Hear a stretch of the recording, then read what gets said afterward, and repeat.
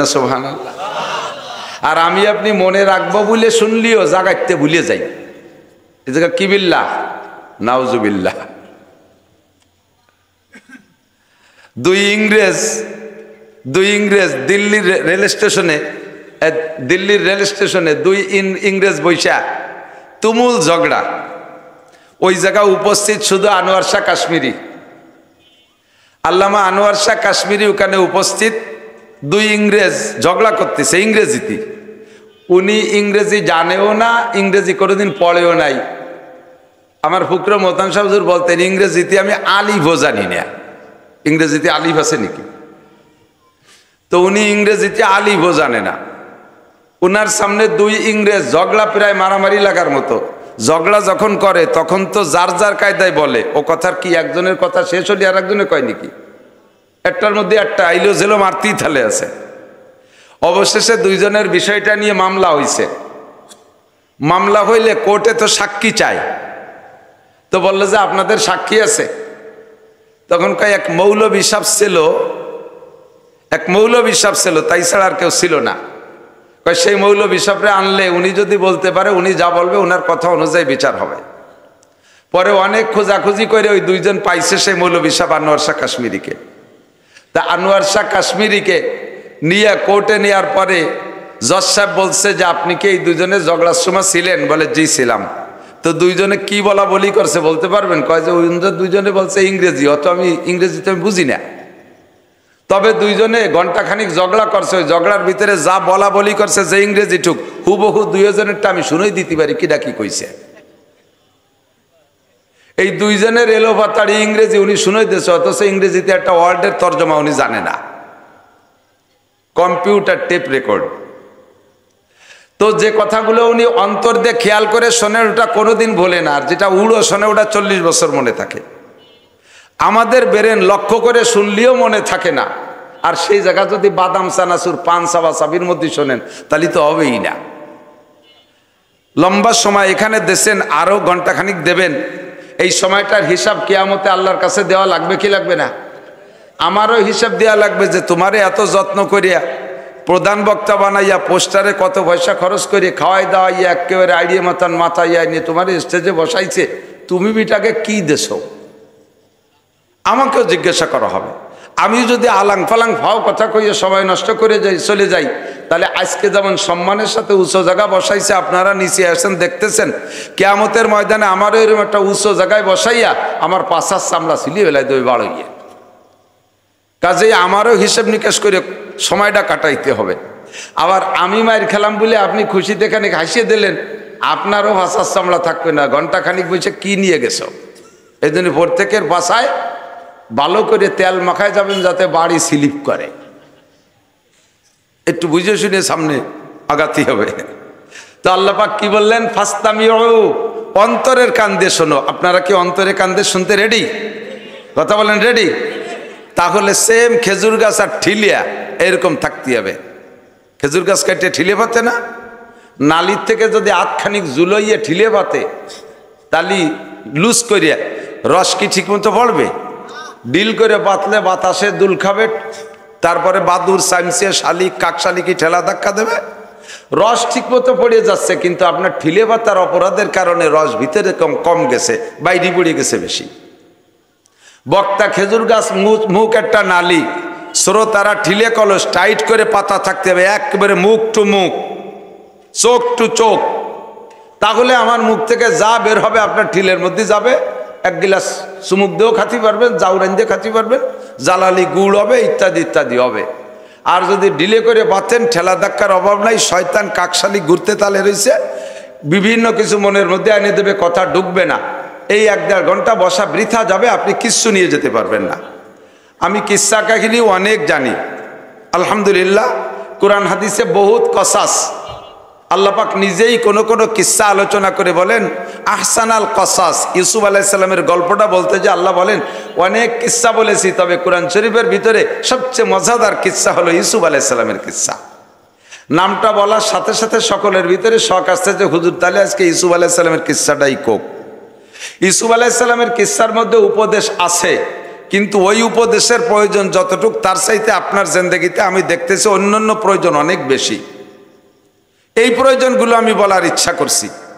যদি আল্লাহ তাআলা বলায় তাহলে তোর প্রত্যেক এক একটা প্রয়োজন আপনার জিন্দেগির সাথে সেট করবেন, আর আপনি দেখবেন যে সত্যি প্রয়োজন কি প্রয়োজন না। এ কথাগুলো শোনার জন্য আপনাকে এক নম্বরে অন্তরের কান দিয়ে শুনতে হবে। আর অন্তরের কান দিয়ে শুনতে হলে কি লাগবে আল্লাহ তাও বলে দিয়েছে, ও আনসিতু, এবং মুখ বন্ধ রাখো নয়। তর্জমা ও আনসিতুর মানে এবং মুখ বন্ধ রাখো এটা নয়, অন্তরের কান দিয়ে শোনো। আরবিতে বলে ওয়াই হালিয়া, অর্থাৎ অবস্থান বর্ণনা করার বাও, এমতো অবস্থায় যে তোমার মুখ বন্ধ রাখো। অন্তরের কান দিয়ে কথা শোনো এমতো অবস্থায় যে তোমার মুখ বন্ধ রাখো। কিসের থেকে? যতক্ষণ কথা হবে অতক্ষণ আপনি কথা বলবেন না। 2 নম্বরে মুখের আর কোনো কাজ করবেন না, খাবার দাবার সব বন্ধ, সাইলেন্ট, মুখটা এক করে বিলকুল কথা থেকে বন্ধ, খাবার থেকে বন্ধ, চাতকের মতো তাকায় থাকবেন। তাহলে কি বলেন? আল্লাহ পাক বলেন লাআল্লাকুম তুরহামুন, তাহলে অবশ্যই তোমার উপর রহমত নাজিল করা হবে, আর এই রহমতের দ্বারা তুমি নাজাত পেয়ে যাওয়া। আল্লাহ তাআলা আমাদের প্রথমে এই কথাটার পর আমল করা তৌফিক দান করুন, বলেন আমিন। আজিম রব্বি ইশরাহ লি সাদরি ওয়া ইয়াসসির লি আমরি ওয়াহলুল উকদাতাম মিন লিসানি ইয়াফকাহু কওলি রব্বি জিদনি ইলমা আল্লাহুম্মা আরিনাল হাক্কা হাক্কান ওয়ারযুকনা ইত্তিবাআহ ওয়া আরিনাল বাতিলা বাতিলান ওয়ারযুকনা ইজতিনাবাহ। সকলে বলি আমিন। একটু দুরূদ শরীফ পড়ি, আল্লাহর রহমত 10 গুণ বেড়ে যাবে। আল্লাহুম্মা সাল্লি আলা মুহাম্মাদিন ওয়া আলা আলি মুহাম্মাদ কামা সাল্লাইতা আলা ইব্রাহিম ওয়া আলা আলি ইব্রাহিম ইন্নাকা হামিদুম মাজিদ। আল্লাহুম্মা বারিক আলা মুহাম্মাদিন ওয়া আলা আলি মুহাম্মাদ কামা বারাকতা আলা ইব্রাহিম ওয়া আলা আলি ইব্রাহিম ইন্নাকা হামিদুম মাজিদ।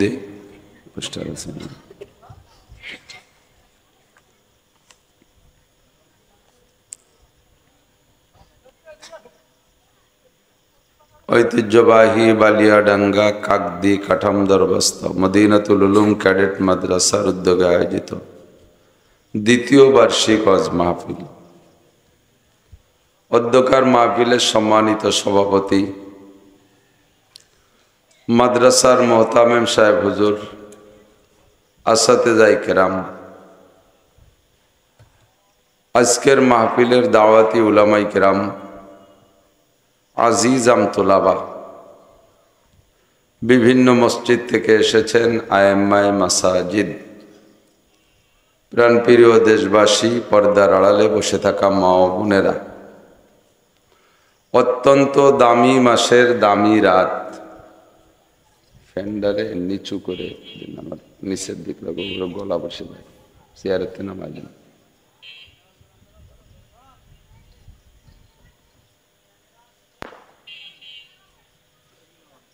চেয়ার সরে যান।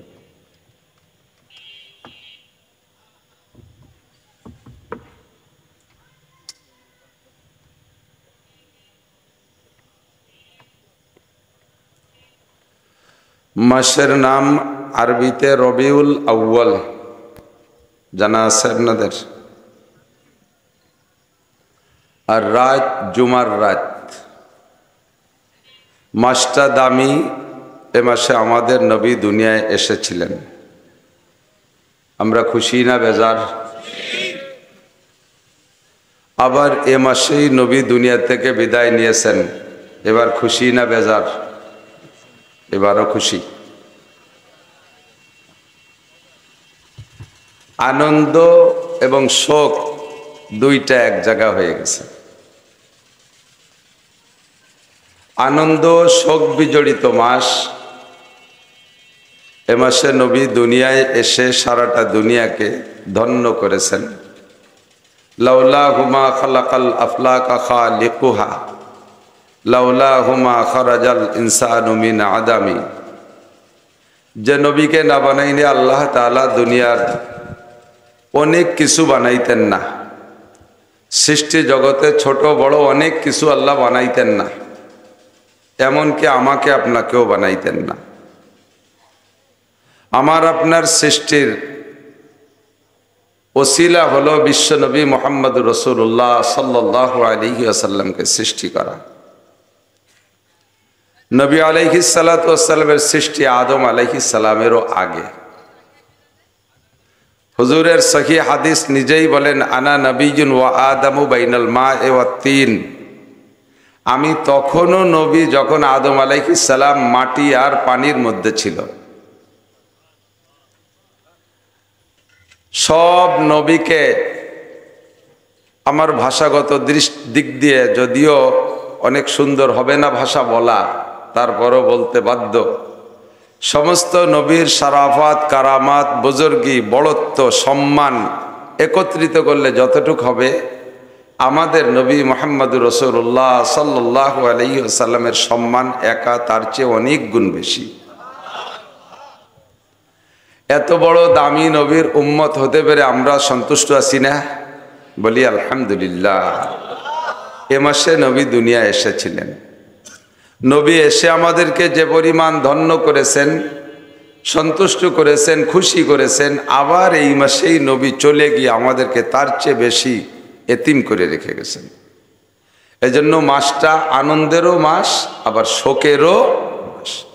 এ মাসে ঈদ উপলক্ষে ঈদ কি বলা হয়, ঈদে মিলাদুন নবী, নবীর জন্মদিবস উপলক্ষে ঈদ করার চাইতে শোকে মুহাম্মদুর রাসূলুল্লাহ নবী আলাইহিস সালাতু ওয়াস সালামের মৃত্যুতে শোক পালন করাটা বেশি যুক্তিসঙ্গত। তো যাই হোক, আনন্দ ও শোক বিজড়িত মাসের জুমার রাত, আজকের রাতটাই ফজিলাতের রাত। মাগরিবের পর থেকে নিয়ে আগামী সন্ধ্যা পর্যন্ত যদি কোনো মোমেনের মৃত্যু হয়, আজকে মাগরিবের পর থেকে নিয়ে আগামীকাল মাগরিবের আগ পর্যন্ত এই 24 ঘন্টার মধ্যেই 24 ঘন্টাকে জুমা ধরা হবে, জুমার দিন রাত। এর ভিতরে যদি কোনো মোমেনের মৃত্যু হয়, আল্লাহ তাআলা কিয়ামত পর্যন্ত তার কবর আযাব মাফ করে দেন। অত্যন্ত দামি রাত। আমাদের বাংলাদেশের সিজন হিসেবে এখনো বর্ষাকাল, বৃষ্টি হওয়াটাই নিয়ম, আর বৃষ্টি না হওয়া অনিয়ম। তো আল্লাহ পাক রব্বুল আলামিন এই অনিয়মের ভিতরে আমাদের 2-4 দিন সুযোগ দিয়ে কাঠামোদরবস্ত, বালিয়াডাঙ্গা, মদিনাতুল উলুম মাদ্রাসায় মাহফিলের ইন্তজাম করে এলাকার হাজারো লাখো মানুষের মধ্য থেকে বাছাই ছাঁটাই করে ভালোবেসে পছন্দ করে ডেকে নিয়ে আসছেন, বসার তৌফিক দিয়েছেন। মাদ্রাসায়, মাঠে, মসজিদ উপলক্ষে, মাদ্রাসা উপলক্ষে বিভিন্নভাবে দানও করার সুযোগ করে দিয়েছেন। আসরের থেকে নিয়ে ঈশা এ পর্যন্ত হযরতে উলামায়ে কিরামের কাছ থেকে অনেক কথা শোনার সুযোগ দিয়েছেন। সবাই পড়ি আলহামদুলিল্লাহ। মাঝে মাঝে বলে থাকি, সেই বলা কথাগুলো আবারও বলি, ওয়াযাক্কির ফাইন্নাদ যিকরা তানফাউল মুমিনিন। নতুন আর কিছু আমাদের কাছে নাই। প্রায় 30 বছর যাবৎ ওয়াজের মাঠে, বুড়ো হয়ে গেছি। দাড়ি গজানো শেষ হয় নাই, সেই সময় থেকে শুরু করছি, আর এখন দাড়ি গজানো শেষ, পাকাও 12 আনা পাইকে গেছে। বয়স 50-এর বেশি, 55 ধরছে, বার্ধক্যে চলে আসছি। আল্লাহ এই এতদিন পর্যন্ত এলাকায় দিয়ে বয়ান করছে, আমাদের আপনাদের প্রয়োজনীয় কোনো কথা বলতে আর বাকি রাখি নাই। আর আমার স্বভাব, আমার সিস্টেম যেটা উম্মতের নগদ প্রয়োজন যেটা, সেইটা নিয়ে আমি আলোচনা করি। ছোট মানুষ, বেশি বড় না, বেশি বড় না মানে মোটেই বড় না, একেবারেই ছোট। জাইলে যত ছোট হয় তার জালও ছোট হয়, তার মাছও ছোট হয়, তার মাছ ধরার জায়গাও আঞ্চলিক খালকুও, ঠিক না? ছোট ছোট চিকন জাল দিয়ে মাছ মারে, চেলা, পুঁটি, তেলুটাই বাইতুটাই, এই ছোট বাইন কুইতে মুইতে যা পায় তাই বাজারে বেচে। আর জাইলে যদি বড় হয়, বড় বড় বাসাড়ি আর বড় বড় ট্রলার নিয়ে সাগরে চলে যায়, জালের ফাঁসা এত বড় বড়, ছোট মোটো মাছ হতে বাঁধে না। বড় বড় মাছ বাঁধে। তো ওলামায়ে কেরামদের ভিতরে আল্লাহ তাআলা দায়িত্ব ভাগ করে দিয়েছে, আমি ছোটদের ভিতরে আঞ্চলিক জাল খেয়াই, খালকু ও ছোট মোটো দেখে দেখে এর ভিতরে মারি যা বাঁধে। আর বড় বড় জালেরা যারা আছে, বড়রা, বড় হুজুর, তাদের জালে বড় বড় মাছ বাঁধে। হাসিনে বাঁধে, খালেদা বাঁধে, ইরশাদ বাঁধে, জিয়া বাঁধে, এ মন্ত্রী ও মন্ত্রী সে মন্ত্রী, এদের বড় জালে বড় মাছ বাঁধে। আমার জাল ছোট, এই জন্য আমি অত বড় জায়গা খেয়াও দিই না। আমার জনগণ সামনে যারা থাকে এদের প্রয়োজন কি সে বিষয় নিয়ে আমি আলোচনা করার চেষ্টা করি। আল্লাহ পাক রব্বুল আলামিন অর্ডার করেছেন আপনাদেরকে, দিক তাকান সবাইকে, আমিও তার মধ্যে আছি, আমাদেরকে আল্লাহ অর্ডার করেছেন ফাসআলু আহলা যিকরি ইন কুনতুম লা তা'লামুন। আমার দিক খেয়াল করতে হবে, পান তো একেবারে আইরিও গেলে চাবাচ্ছেন আর এদিক ওদিক তাকাচ্ছেন আর খাইতেই তালে রয়েছেন, অত জোরে চাবালি ভরা তো অশ্বনে করলে একসাথে দুই কাজ ভালো হয় না। কতক্ষণ তাও বলে থাকি, আখের ক্ষেতের ভিতরে বাদাম লাগাইলি ভরা ভালো হয় নাকি? ধান বুনলি ভালো হয়? আখের ক্ষেতে আখই হইতে দিতে হয়, ওর ভিতরে আর এক ফসল ভালো হয় না, ঠিক না? তাহলে ওয়াজের ক্ষেতের মধ্যে বাদামের চাষ, পানের চাষ, বিড়ির চাষ, মোবাইলের চাষ, এই সমস্ত চাষ বাদ দিতে হবে। এটা আমি বলি না, আল্লাহ পাক নিজেই বলেছেন কোরআন শরীফ সব কিছু দিয়ে সাজানো, শুধু খুঁজে খুঁজে বের করে পেশ করতে পারলেই হবে। এদিক তাকান, আল্লাহ পাক বলেন ওয়াইদা কুরিআল কুরআনু ফাসতামিউ, যখন কোরআন শরীফ তেলাওয়াত করা হবে, শুধু তেলাওয়াত, খেয়াল করে না এই যুবকরা আমার দিক, এই কথাটা বলার জন্যই তো আমি এই কথাটা বলতেছি, আয়াতটা আনলাম। যখন কোরআন শরীফ রিডিং তেলাওয়াত করা হবে অথবা তার তর্জমা তফসির করা হবে, পড়ে পড়ে তর্জমা তফসির করা হবে, ফাসতামিউ, অন্তরের কান দিয়ে শোনো, অন্তরের কান দিয়ে শোনো। ওই ভাসমান কান দিয়ে শুনলে হবে না, উড়ো কানে কানে বহু কথা আসে, কথা মনে থাকে না। যে কথাটা অন্তরের কান দিয়ে শুনবেন সেই কথাটাই মনে থাকে, ঠিক না? আর আমাদের ব্রেন তো মাশাআল্লাহ কত ভালো, অন্তরের কান দিয়ে শুনলেও মনে থাকে না। আমাদের এক বুজুর্গ, বহুত বড় আলেম, আল্লামা আনোয়ার শাহ কাশ্মীরি, ওলামায়ে কেরাম চেনে, পাবলিকরা খুব কম চেনেন। পাবলিকরা চেনে যে হুজুর ভালো ঝাঁকানাকা বয়ান করতে পারে, এলেম কালাম থাকুক আর না থাকুক, ওই হুজুর বড় হুজুর। আর ওলামায়ে কেরাম চেনে বড় আলেমকে। তো আমাদের বড় আলেমদের ভিতরে শেষকালে আইসা সবচেয়ে বড় আলেমদের তালিকায় অন্যতম আল্লামা আনোয়ার শাহ কাশ্মীরি। ওনার ব্রেন কেমন ছিল? হাটে বাজারে যাইতেন, কান বন্ধ করে যাইতেন। জিজ্ঞেস করা হলো, হুজুর এই হাটে ঢুকলে, বাজারে ঢুকলে আপনি কান বন্ধ করেন, স্টেশনে ঢুকে কান বন্ধ করে রাখেন কেন? কয় যে স্বাভাবিকভাবে উড়ো যে কথা মানুষে এলোমেলো বলা বলি করে, এই কথাটাও আমার কানের মধ্যে গেলে সর্বনিম্ন 40 বছর মনে থাকে।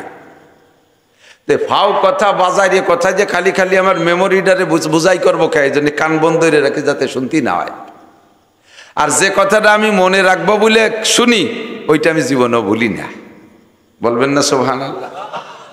আর আমি আপনি মনে রাখবো বলে শুনলিও জাগাইতে ভুলে যাই, এই জায়গা কি বিল্লাহ, নাউজুবিল্লাহ। দুই ইংরেজ দিল্লির রেল স্টেশনে দুই ইংরেজ বৈশা তুমুল ঝগড়া। ওই জায়গায় উপস্থিত শুধু আনোয়ার শাহ কাশ্মীরি, আল্লামা আনোয়ার শাহ কাশ্মীরি ওখানে উপস্থিত। দুই ইংরেজ ঝগড়া করতেছে ইংরেজিতে। উনি ইংরেজি জানেও না, ইংরেজি কোনোদিন পড়েও নাই। আমার ফুকরা মোহতান সাহেব হুজুর বলতেন, ইংরেজিতে আমি আলিফও জানি না। ইংরেজিতে আলিফ আছে নাকি? তো উনি ইংরেজিতে আলিফও জানে না। উনার সামনে দুই ইংরেজ ঝগড়া, প্রায় মারামারি লাগার মতো ঝগড়া যখন করে, তখন তো যার যার কায়দায় বলে। ও কথার কি একজনের কথা শেষ হলে আর একজনে কয় নাকি? একটার মধ্যে একটা আইলো জেলো মারতেই থালে আছে। অবশেষে দুইজনের বিষয়টা নিয়ে মামলা হইছে। মামলা হইলে কোর্টে তো সাক্ষী চাই। তো বললো যে আপনাদের সাক্ষী আছে? তখন কয় এক মৌলবী সাহেব ছিল, তাই ছাড়া আর কেউ ছিল না। কয় সেই মৌলবী সাহেবরে আনলে উনি যদি বলতে পারে, উনি যা বলবে ওনার কথা অনুযায়ী বিচার হবে। পরে অনেক খোঁজাখুঁজি করে ওই দুইজন পাইছে সেই মৌলবী সাহেব আনোয়ার শাহ কাশ্মীরিকে। তা আনোয়ার শাহ কাশ্মীরিকে নিয়ে কোর্টে নেওয়ার পরে জজ সাহেব বলছে যে আপনি কি এই দুজনের ঝগড়ার সময় ছিলেন? বলে জি ছিলাম। তো দুইজনে কি বলা বলি করছে বলতে পারবেন? কয় যে দুইজনে বলছে ইংরেজি, অত আমি ইংরেজিতে আমি বুঝি না। তবে দুইজনে ঘন্টাখানিক ঝগড়া করছে, ওই ঝগড়ার ভিতরে যা বলা বলি করছে যে ইংরেজি টুক হুবহু দুইজনেরটা আমি শুনেই দিতে পারি কিডা কি কইছে। এই দুইজনের এলো বাতাড়ি ইংরেজি উনি শুনেই দিয়েছে, অথচ ইংরেজিতে একটা ওয়ার্ডের তর্জমা উনি জানে না। Computer tape record. তো যে কথাগুলো উনি অন্তর দিয়ে খেয়াল করে শোনেন ওটা কোনোদিন ভোলে না, আর যেটা উড়ো শোনে ওটা 40 বছর মনে থাকে। আমাদের ব্রেন লক্ষ্য করে শুনলেও মনে থাকে না, আর সেই জায়গা যদি বাদাম চানাচুর পান সাবা সাবির মধ্যে শোনেন তাহলে তো হবেই না। লম্বা সময় এখানে দেশেন, আরো ঘন্টাখানিক দেবেন, এই সময়টার হিসাব কিয়ামতে আল্লাহর কাছে দেওয়া লাগবে কি লাগবে না?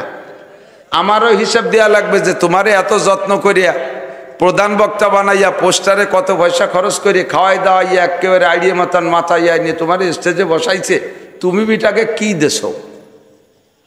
আমাকেও জিজ্ঞাসা করা হবে। আমি যদি আলাং ফালাং ফাও কথা কইয়া সময় নষ্ট করে যাই চলে যাই, তাহলে আজকে যেমন সম্মানের সাথে উঁচু জায়গা বসাইছে, আপনারা নিচে আসেন দেখতেছেন, কিয়ামতের ময়দানে আমারও এরকম একটা উঁচু জায়গায় বসাইয়া আমার পাশার চামড়া ছিলিয়ে বেলায় দই বাড়িয়ে। কাজেই আমারও হিসেব নিকাশ করে সময়টা কাটাইতে হবে। আবার আমি মায়ের খেলাম বলে আপনি খুশিতে খানিক হাসিয়ে দিলেন, আপনারও ভাষার চামড়া থাকবে না, ঘন্টাখানিক বসে কি নিয়ে গেছো। এই জন্য প্রত্যেকের বাসায় ভালো করে তেল মাখায় যাবেন যাতে বাড়ি স্লিপ করে। একটু বুঝে শুনে সামনে আগাতে হবে। তো আল্লাহ পাক কি বললেন? ফাস্তামিউ, অন্তরের কান দিয়ে শোনো। আপনারা কি অন্তরের কান দিয়ে শুনতে রেডি? কথা বলেন রেডি? তাহলে সেম খেজুর গাছ আর ঠিলিয়া এরকম থাকতে হবে। খেজুর গাছ কাটিয়ে ঠিলে পাতে না, নালির থেকে যদি আধখানিক জুলাইয়ে ঠিলে পাতে তালি লুজ করিয়া রস কি ঠিক মতো পড়বে? ডিল করে বাতলে বাতাসে দুল খাবে, তারপরে বাদুর সাইমসিয়া শালিক কাকশালিকি ঠেলা ধাক্কা দেবে, রস ঠিক মতো পড়ে যাচ্ছে, কিন্তু আপনার ঠিলে পাতার অপরাধের কারণে রস ভিতরে কম গেছে, বাইরে পড়ে গেছে বেশি। বক্তা খেজুর গাছ মুখ একটা নালি, শ্রোতারা ঠিলে কলস টাইট করে পাতা থাকতে হবে, একেবারে মুখ টু মুখ, চোখ টু চোখ। তাহলে আমার মুখ থেকে যা বের হবে আপনার ঠিলের মধ্যে যাবে। এক গিলাস চুমুক দিয়েও খাতে পারবেন, জাউরান দিয়ে খাতে পারবেন, জালালি গুড় হবে, ইত্যাদি ইত্যাদি হবে। আর যদি ডিলে করে বাতেন, ঠেলা ধাক্কার অভাব নাই, শয়তান কাকশালি ঘুরতে তালে রয়েছে, বিভিন্ন কিছু মনের মধ্যে এনে দেবে, কথা ঢুকবে না। এই 1-1.5 ঘন্টা বসা বৃথা যাবে, আপনি কিচ্ছু নিয়ে যেতে পারবেন না। আমি কিস্সা কাহিনী অনেক জানি আলহামদুলিল্লাহ। কোরআন হাদিসে বহুত কসাস, আল্লাহ পাক নিজেই কোন কোন কিস্সা আলোচনা করে বলেন আহসানাল কসাস। ইউসুফ আলাইহিস সালামের গল্পটা বলতে যে আল্লাহ বলেন অনেক কিস্সা বলেছি, তবে কোরআন শরীফের ভিতরে সবচেয়ে মজাদার কিস্সা হলো ইউসুফ আলাইহিস সালামের কিস্সা। নামটা বলার সাথে সাথে সকলের ভিতরে শখ আসছে যে হুজুর তাহলে আজকে ইউসুফ আলাইহিস সালামের কিস্সাটাই কোক। ইউসুফ আলাইহিস সালামের কিস্সার মধ্যে উপদেশ আছে, কিন্তু ওই উপদেশের প্রয়োজন যতটুক তার চাইতে আপনার জিন্দেগিতে আমি দেখতেছি অন্যান্য প্রয়োজন অনেক বেশি। এই প্রয়োজনগুলো আমি বলার ইচ্ছা করছি। যদি আল্লাহ তাআলা বলায় তাহলে তোর প্রত্যেক এক একটা প্রয়োজন আপনার জিন্দেগির সাথে সেট করবেন, আর আপনি দেখবেন যে সত্যি প্রয়োজন কি প্রয়োজন না। এই কথাগুলো শোনার জন্য আপনাকে 1 নম্বরে অন্তরের কান দিয়ে শুনতে হবে। আর অন্তরের কান দিয়ে শুনতে হলে কি লাগবে আল্লাহ তাও বলে দিয়েছে, ওয়া আনসিতু, এবং মুখ বন্ধ রাখো নয়। তর্জমা ওয়া আনসিতুর মানে এবং মুখ বন্ধ রাখো এটা নয়, অন্তরের কান দিয়ে শোনো। আরবিতে বলে ওয়াই হালিয়া, অর্থাৎ অবস্থান বর্ণনা করার বাও, এমতো অবস্থায় যে তোমার মুখ বন্ধ রাখো। অন্তরের কান দিয়ে কথা শোনো এমতো অবস্থায় যে তোমার মুখ বন্ধ রাখো। কিসের থেকে? যতক্ষণ কথা হবে অতক্ষণ আপনি কথা বলবেন না। 2 নম্বরে মুখের আর কোনো কাজ করবেন না, খাবার দাবার সব বন্ধ, সাইলেন্ট, মুখটা এক করে বিলকুল কথা থেকে বন্ধ, খাবার থেকে বন্ধ, চাতকের মতো তাকায় থাকবেন। তাহলে কি বলেন? আল্লাহ পাক বলেন লাআল্লাকুম তুরহামুন, তাহলে অবশ্যই তোমার উপর রহমত নাজিল করা হবে, আর এই রহমতের দ্বারা তুমি নাজাত পেয়ে যাওয়া। আল্লাহ তাআলা আমাদের প্রথমে এই কথাটার পর আমল করা তৌফিক দান করুন, বলেন আমিন। কোরআনে কারিমের ভিতরে বিশেষ বিশেষ কিছু কথা আছে যে কথাগুলো ইম্পর্টেন্ট, আবার কিছু কথা আছে তার চেয়ে বিশেষ, যার নাম ভেরি ভেরি ইম্পর্টেন্ট, বেশি জরুরি। তো যে কথাটা যত বেশি জরুরি ওই কথাটা আল্লাহ পাক অত বেশিবার আলোচনা করছেন। খেয়াল করতেছেন সবাই? আজকে কিছুক্ষণের জন্য আমাকে উস্তাদ মানতে হবে, আপনারা বয়সে বেশি হলেও ছাত্র হিসেবে বসতে হবে। উস্তাদ আর ছাত্রের ভিতরে যে সম্পর্ক, যে ভদ্রতা, এই ভদ্রতার পরিচয় দিতে হবে। নীরবে কথা শুনবেন, পেটের মধ্যে যা আছে সব খালি করে, নতুন করে পাত্রটা খালি করে হা করে রাখেন, যাতে দিলি কিছু ঢোকে। কোরআন শরীফের ভিতরে যে বিষয়গুলো আল্লাহ তাআলা বেশি প্রয়োজন মনে করেছেন, ওইগুলোকে একটু বেশি আলোচনা করেছেন। যেগুলো আরো বেশি প্রয়োজন সেগুলো আরো বেশি আলোচনা করেছেন। যেমন নামাজ, মুসলমানের ইবাদতের ভিতরে অন্যতম ইবাদত নামাজ। আলোচনা করেছেন 82 বার। কতবার? 82 বার। নামাজের চাইতে আমার জানা মতে মুসলমানের জিন্দেগিতে আর এর চেয়ে গুরুত্বপূর্ণ ইবাদত হতে পারে? আহা, কথা বলে না, হতে পারে? একটা মানুষ হিন্দু থেকে মুসলমান হয়েছে এখন এইমাত্র। মুসলমান হওয়ার সাথে সাথে বুনিয়াল ইসলাম আলা খামসিন শাহাদাতি আল্লাহ ইলাহা ইল্লাল্লাহ, ওই লোকটার উপরে 5টা জিনিস চলে আসছে। ওর এই ঈমান আর ইসলামকে টিকিয়ে রাখার জন্য 5টা খুঁটি তার তৈরি করতে হবে। 1 নম্বরে মুখে পড়তে হবে, আপনারাও পড়েন, আশহাদু আল্লাহ ইলাহা ইল্লাল্লাহ ওয়া আশহাদু আন্না মুহাম্মাদান আবদুহু ওয়া রাসূলুহু। এই কথাটা ওই লোকটাকে মুখে বলা 1 নম্বর ফরজ। এই কলেমা পড়ার সঙ্গে সঙ্গে লোকটার উপরে আরো 4টে জিনিস এসে গেছে। 4টের ভিতরে 1 নম্বরে নামাজ, 2 নম্বরে রোজা, 3 নম্বরে যাকাত, 4 নম্বরে হজ। আগে কলেমা, এরপরে এই 4টা। কথা কি বোঝা যাচ্ছে? এবার যেই 4টে কলেমা পড়ার পরে বলছি, এই 4টের ভিতরে প্রথম কি? বাকি 3টে আসার জন্য সময় লাগবে। রোজা ফরজ হওয়ার জন্য আরো 6 মাস লাগবে।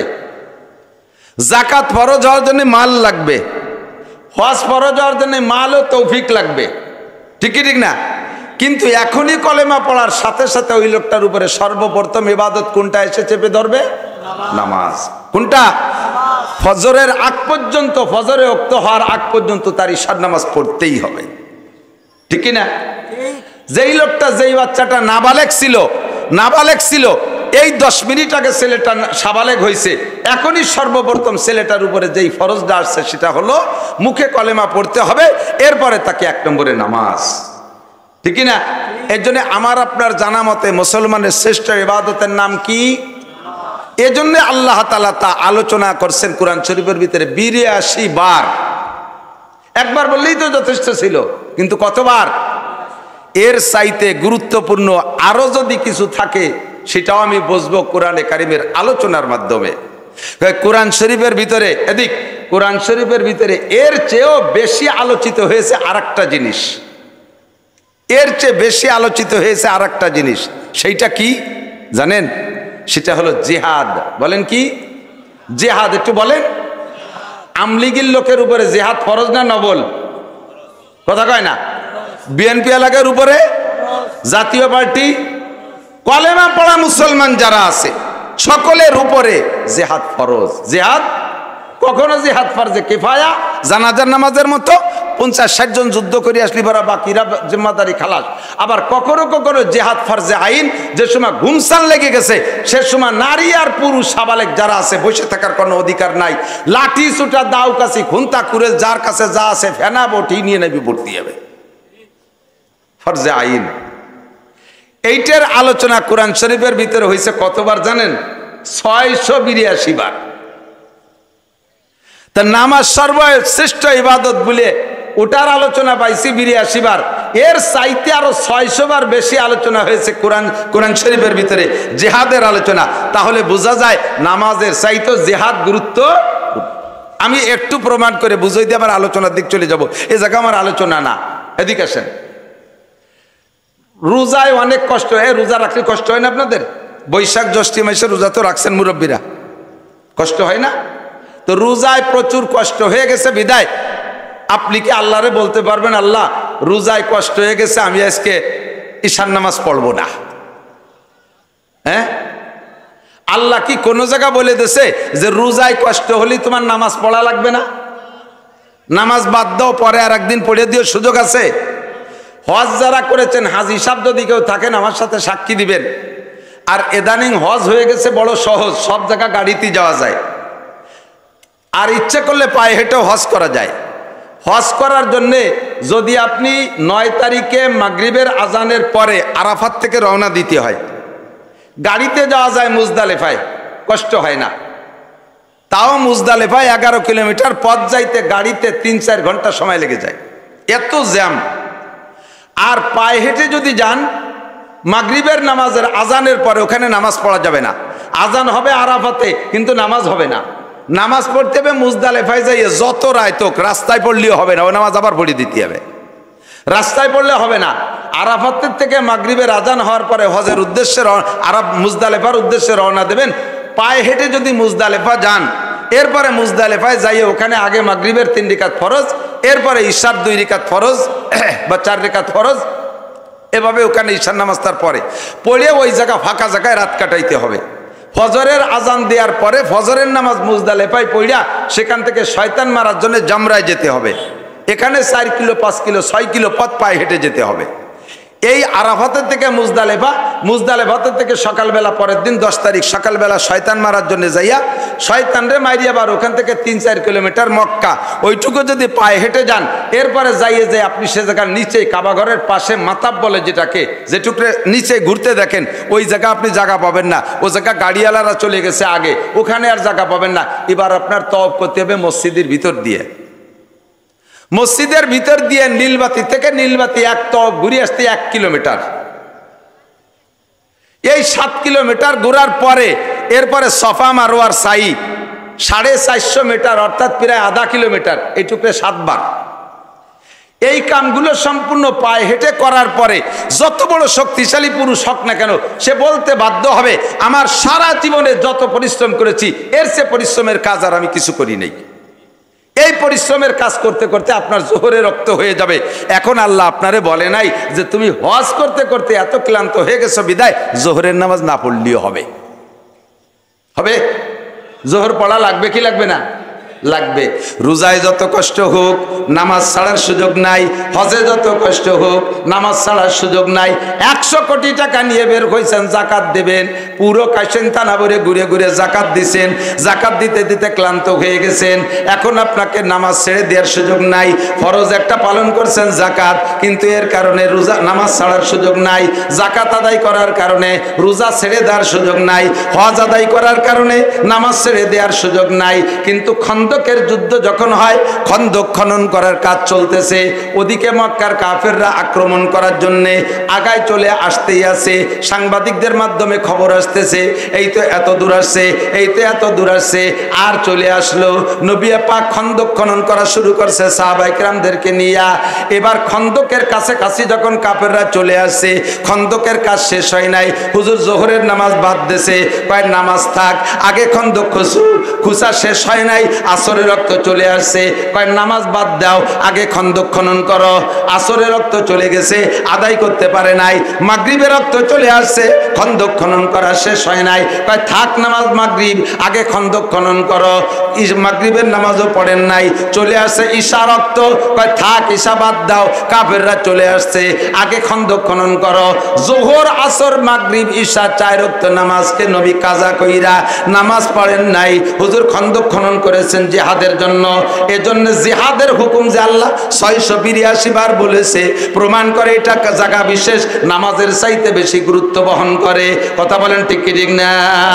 আর মুসলমান নামাজ পড়তে রাজি, রোজা রাখতে রাজি, হজ করতে রাজি, উমরা করতে রাজি, টাকা হইলে যাকাত দিতে রাজি, দাড়ি রাখতে রাজি, সমস্ত বিধান পালন করতে রাজি। কিন্তু এক শ্রেণীর মুসলমানের কাছে যখন জিহাদের আলোচনা করব, তখন তারা বলে এগুলো জঙ্গি হুজুর, এগুলো লাদেন বাহিনী, এগুলো অমক দলের হুজুর, ইত্যাদি ইত্যাদি বলে গালি দেয়। যেই লোকটা এ সমস্ত উক্তি করে, ওই লোকটার ঈমান নষ্ট হয়ে গেছে।